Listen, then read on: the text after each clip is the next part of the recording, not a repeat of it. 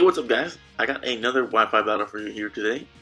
And I've brought this random team. I don't know if I've used it before. I don't really keep track of what I've posted and what I've not posted. But I think you guys have all seen all these Pokemon before. We got the Charizard, we got my favorite one, Hitmontop. We got the Cramorant, Nidoqueen. I don't know if I've showed off the Miltank before. Either way, we got the Miltank today. And that thing is a really cool Pokemon. And then obviously Cradily for that special defensive wall, which I think is one of my favorite special defensive walls. But my opponent's team here, pretty stacked, except for the random Swampert. But you know, we're gonna try this one out, see how it goes. So we're gonna jump right in. We're gonna go with the Nidoqueen to start off, as my opponent's gonna be leading off with their Swampert. And Nidoqueen here is highly allergic to those water type moves. So instead of going for the Stealth Rocks, we're gonna swap out and send in the Cradily, see if we can get a Storm Drain going. My opponent here is gonna make a good play and predict that, and they're actually going to go for a move. They're going for the Ice Beam, which is interesting. This is a special Swampert, not a physical one, so that's pretty cool. Cradily is going to take that really well, obviously, because it's a special defensive wall, even though it's super effective.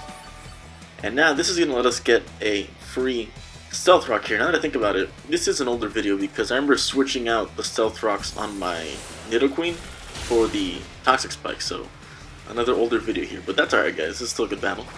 Another Ice Beam, still not going to do a lot of damage. I'm kind of worried that, you know, after a few Ice Beams you might get the freeze hacks going, but Cradily would probably be fine even if they got frozen here. But we got the Stealth Rocks up. Now we're going to be able to go for the Giga Drain here, which is 4 times strong, 4 times damage against the Swampert. So this actually might kill, it might not.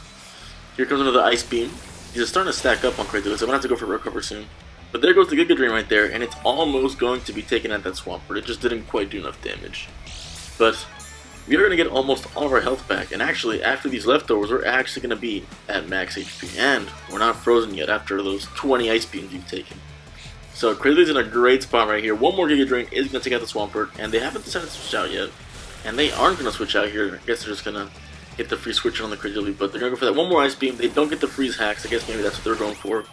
We get the Giga Drain. That's going to take out their favorite Pokemon, the shiny Swampert. And then we're almost again at half, but actually, again, after those leftovers, Cradily is going to be at full HP. So, great start for us right there. Great start for Cradily. But Swampert was probably their least strongest Pokemon. Because Swampert, you know, it can be pretty strong, but the rest of this team's still pretty stacked. So now, Swampert's our next opponent right here. And we're going to be immediately swapping out just because I think Cradily can be very useful.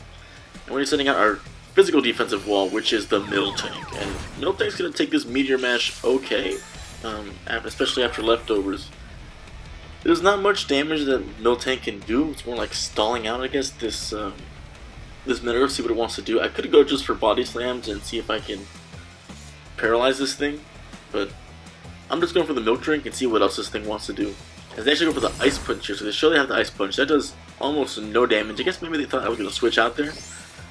But this Milk Drink is going to put us almost at full HP, especially with the leftovers. Actually, no. It does put us at full HP, which is great. So, Miltank's sitting pretty good. This won't present too much, but I'm not doing too much of it either. So, one of us is going to have to swap here. The Metagross is not going to go for the Meteor Mash, which is actually going to miss. And it's going to let me get off a Body Press. I want to see how much damage it did on the neutral hit. And that doesn't do too much damage. But you know what? I think 4 or 5 might be able to take it out. We may be able to stall this thing out. But there comes another Meteor Mash. And they're going to get the +1 in attack, which kind of sucks.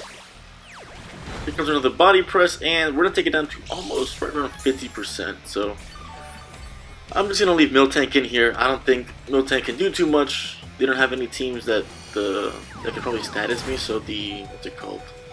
Little Heal Bell isn't going to do too much, but after the +1 in attack, the Meteor Mash actually isn't going to take on the Miltank, and we do get the Milk Drink off. So again, we're going to be just at over 50% with the leftovers and that drink. Here comes the 17th Meteor Mash of the round. Actually, I don't have any counting, maybe it's like 18.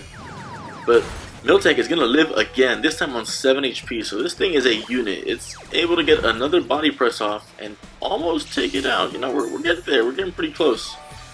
I think if they get one Meteor Mash miss, like before, we're maybe able to get a Milk Drink off and another Body Press and take this thing out. So here comes the 25th Meteor Mash, and it's not gonna. It's actually gonna land. So that sucks. We didn't get the luck there, but that's okay. Miltank actually did a ton more damage than I thought she would have done, but that gives us the free switch in, and something can get the revenge kill here on a really weak Metagross. And here, actually, I'm going to make a misplay. I said another Cradilly for some reason. I don't know what I was thinking. Cradilly's going to get absolutely destroyed by a Meteor Mash. That's super effective, and +1, and, you know, it's on special defense. I should have just sent out Hitmontop from the beginning, but that's okay. We're going to send Hitmontop out right now instead. Now, I was debating to go for the Bulk Up here. I didn't want to go for the Bulk Up, the Rapid Spin, or the Mach Punch. I decided to just go for the Mach Punch, thinking they were going to outspeed me, because this is not a speed invested Hitmontop. And the Mach Punch isn't going to be enough to take it out, and the Earthquake's going to land and do a lot of damage. The Citrus Berry does put us back up to over 50%. We would have taken less damage if we would have gone for the Bulk Up because of the +1 defense, and the Mach Punch probably would have killed after the Bulk Up. So that was another misplay, 2 in a row, and they're actually going to swap out now, which really sucks because I would have gotten the kill there on that thing, but I think I have the Stealth Rocks up already. So I think that Metagross is just going to die immediately on switching, which I guess isn't too bad, but now they got the Giratina out, they switched into the Ghost type just so that the Mach Punch wouldn't do any damage, so I guess it's an okay play by them, but now we're going to have to switch out, because I'm forced to switch out. This Hitmontop can't do anything, so now we're going to send out the Charizard. This isn't the shiny Charizard, guys, this is the regular Charizard, not that cool orange shiny one, but I was thinking about going for the Sword Dance here. I didn't know if I was going to outspeed this thing or live another hit, so I'm just going to go for straight up damage instead of the Sword Dance, but I do end up outspeeding the Giratina, and this is going to do almost no damage from a super effective hit from an Adamant Nature max attack Charizard. So this thing is bulky. They go for the Shadow Ball, and I do end up living, and that's going to activate my Citrus Berry, so going for the Sword Dance was the play there. Unfortunately, we didn't go for it, so we're making plenty of mistakes this match, and we can't really afford to make too many mistakes with a team I thought my opponents got. But we're going to keep playing. We go for the Dragon Claw again. It's going to do a little more damage, it's a little more manageable, but the Charizard is going to be going down here to an Ancient Power. So Charizard didn't get to do too much there, but that's alright. We do get the free switch in, and Charizard did plenty of damage, so now we get to send out the Queen herself, guys, the Nidoqueen. Don't know how much I love this thing. It has great coverage, does hella damage, and is bulky as hell, so we're going to Dynamax here and go for the Max Hailstorm, because I know we could hit something pretty hard with an Ice type move here, and we're going to catch something off guard. So they're actually going to switch out and head into the Yveltal instead of keeping the Giratina, which is another interesting move, because now they got the Metagross back in the team with the low health that probably going to die on switching, and now the Giratina, I guess they have Levitate probably, so they won't die on switching, but still, has 2 Pokemon with little health that probably didn't really need to be swapped out. They probably could have sacked off one. That's going to let me Dynamax for free and go for the free Max Hailstorm here, and this is actually going to do a ton of damage. So much damage, in fact, it's actually going to knock out the Yveltal in one shot. So that is great. The Nidoqueen here doing all the damage. So that's a huge threat out of the way. Those things always carry Oblivion Wing. It can heal themselves up, and it's tough to knock them out. So that's a great move right there. My opponent's next Pokemon actually is going to have an interesting interaction here. They're going for the Rayquaza, the Shiny Rayquaza, and it's got Airlock. And I've never actually had Weather Up when I've seen the Rayquaza in Sword and Shield. It doesn't get rid of the hail, even though Airlock's supposed to get rid of weather. It just gets rid of the effects of weather, I guess, but it doesn't really matter, it's just a cool thing to know. But here comes the Rayquaza with the Earthquake, which is an interesting move to carry on Rayquaza. We only live that because we're in Dynamax, which is great. That's why we're in Dynamax in the first place. The Rayquaza is going to show they have the Shell Bell, so they're going to heal a little bit of health there, which is interesting.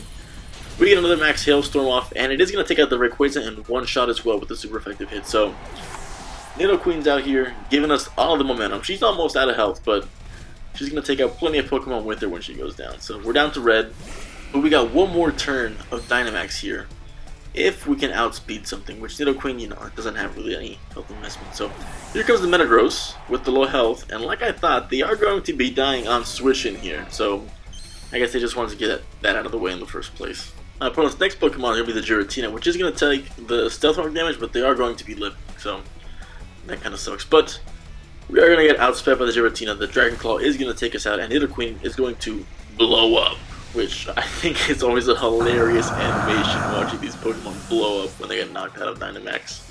Now, the only Pokemon I have that can probably outspeed this Giratina, maybe depending on how the Giratina is set up, is Cramorant. But either way, we have the Focus Sash on Cramorant, so I'm going to go for the Surf here, even though it's not very effective, just so I can get that Gulp Missile ability going. But we do end up outspeeding, and we do get the kill with the Surf, so we get that Gulp Missile going. The only thing that sucks, which is a real downside, is that the Hail is going to be breaking our Focus Sash, so that That really, especially with the Machamp coming out now, this thing might have Thunder Punch and could easily one-shot us here. The good news is that we have Hurricane, so hopefully we can one-shot them before they knock us out. But my opponent is going to Dynamax here, so any chance I had of taking out this Machamp's probably out the window.